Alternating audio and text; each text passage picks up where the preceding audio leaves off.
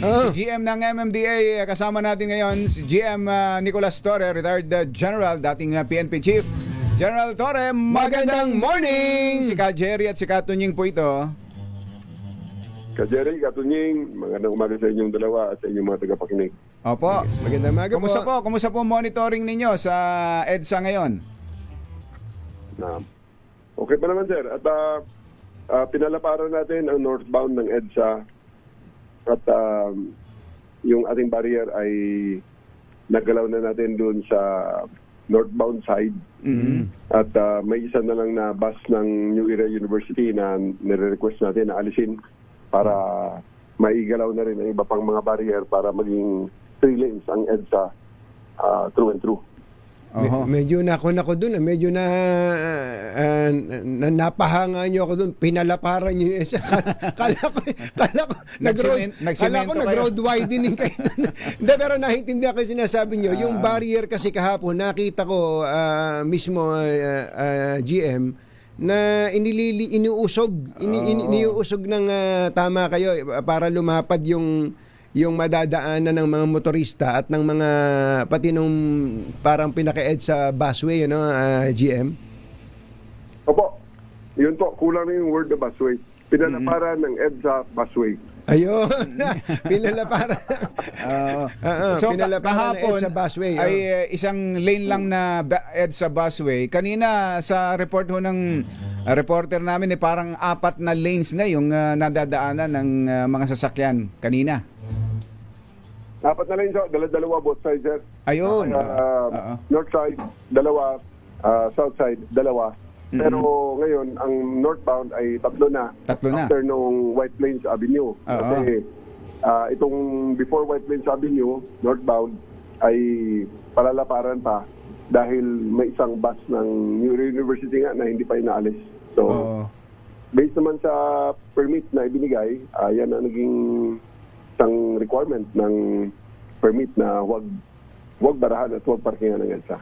So mananatili po yung setup na yan the whole duration na may rally dyan hanggang mamayang gabi yan na pwedeng madaanan yung harap na yan ng People Power Monument.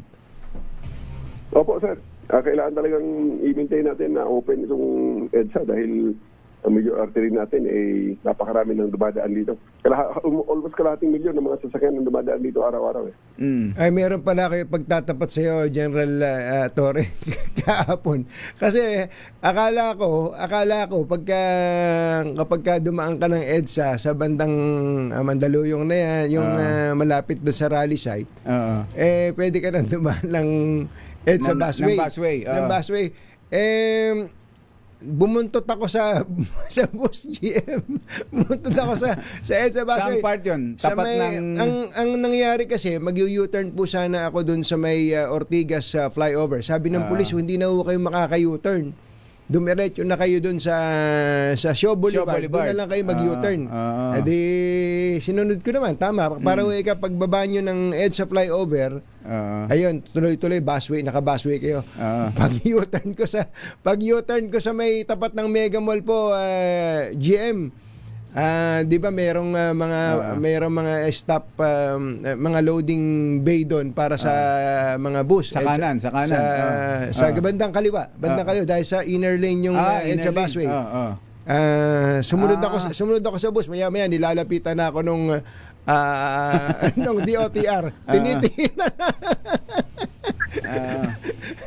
Sabi ko, doon sa southbound ay pwede akong mga dumaan. May gumabay pa sa amin na dumaan kami sa EDSA busway.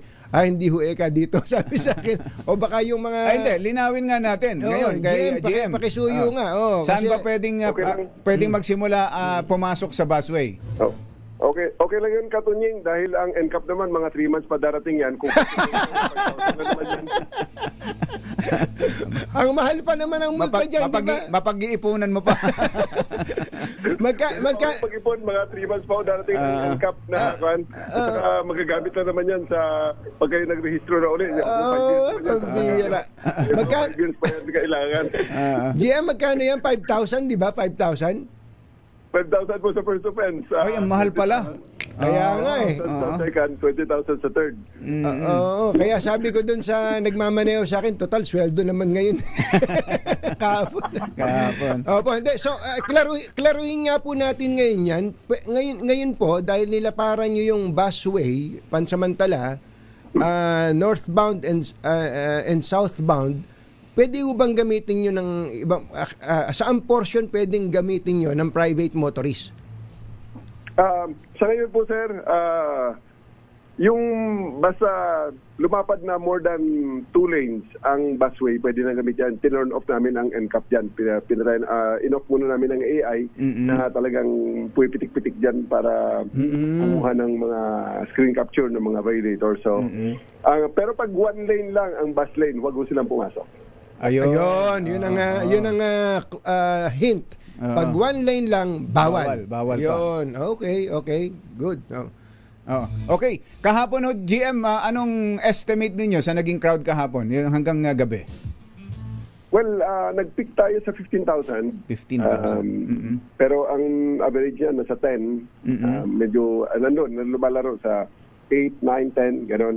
Pero nag-peak kahapon ng gabi na, mga 15,000 ang estimate ng ibang mga ehensya natin. At ganoon din naman ang bilang namin dito sa aming monitoring sa command center. Opo. Pero ngayon, ine-expect ba ninyo na mas malaking crowd itong second day? Well, ang nasa permit is maximum 100,000 eh. I just don't know kung talagang magpatawag ang pamunuan ng iglesia ng 100,000 na tao. Kung magiging 100,000 yan, hanggang saan ang pwedeng ma-occupy, GM? May probability na mag-spill over sa White Plains, pero hindi naman siguro ganun kalaki because White Plains, sabi nyo, can accommodate more than that. At kung mag-spill over man doon sa eastern side, doon sa may Temple Drive, doon siguro ang tulak natin. Pero ang EDSA kasi is talagang napag-usapan na hindi po pwedeng paradahan at hindi pwedeng occupy. Pero yung hong gilid, total may barikada na kayo dyan sa tapat ng People Monument, Power Monument. Yung gilid ho ng EDSA hanggang papuntang Santolan, pwede bang pwestuhan yon? Well, that is already bordering nung Campo Aguinaldo. Opo. Oo nga pala. Pwede naman gamitin yung sidewalk na yan Sidewalk. para sa kanila. Pero syempre, ang protocol ng Campo Aguinaldo syempre masusunod yan. Dapat dapat clear yun eh, no? Pagka sa kampo. Pero yung kabilang side, yung southbound, kanina, pinostehan na ho ni General Melesio Buslig. Melesio Buslig. Oo. Sabi niya, hindi pwede rito. Bawal Sabi niya, na hindi rito. pwede rito. Opo, talagang kailangan talagang makontrol at mapaalalahanan lang ating mga babayan na meron nga silang permit pero may limitations naman ang permit. Sana irespetuhin nila at they do also their part para mapanatili lang ang kaayusan para sa mas nakararami. GM, yung po bang White Plains na to, hindi na talaga siya pwedeng daanan? Mapupuno sir eh. Talagang hindi talaga viable na madaanan dahil maabala lang ang motorista kung papasok siya dyan. Oo. So kung ako po ay galing doon sa may Katipunan, meron akong business papunta dito sa, 'di ba may mga gate yan papuntang Corinthians. Anong pwedeng maging Temple Drive ba 'yun? Temple Drive. Anong pwedeng maging alternate route po diyan? Kung galing kang Katipunan, papunta kang Corinthians. Ano ba? Mga Corinthians, ano ba? May mga barkada akong mayayaman dyan sa Corinthians. Gusto kong pasyalan ngayon. Oh. Try nyo na po ang C5 pagkatapos maghanap kayo ng gate dito sa likod, sir. Dito na lang, ano? Huwag nang lumapit dito sa area. Dahil tama kayo, marami namang gate yan eh. Oo, maraming gate yan. So, ang gagawin mo dyan, kung galing ka Katipunan, kumaliwa ka na, papuntang C5. Pagkatapos maghanap ka na uli ng iba pang tapos ang pinaka-the-best yan, papuntahin mo na lang sa Eastwood yung mga kaibigan mo.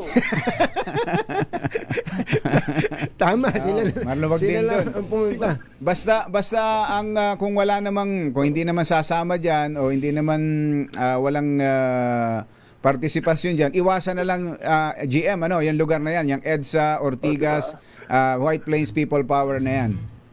Yes, pagkatapos, di ba, para hindi mo na siya maabala doon na magpakape pa siya doon sa kan. Masarap naman ang mga kapehan dyan sa White Plains. Pwede rin sa Katipunan na mismo, sir. Sila na pupuntahin mo sa... Oo. Sa Katipunan. Tama. dami. Oo. Saka sa kwan, para malayo na sa gulo. sa Visayas Avenue na lang. Oh.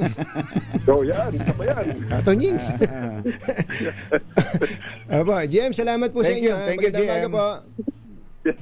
Sige, Kato Jing. At Jerry, maraming salamat sa inyong at magandang umaga sa inyong lahat. GM Nick Torres, MMDA.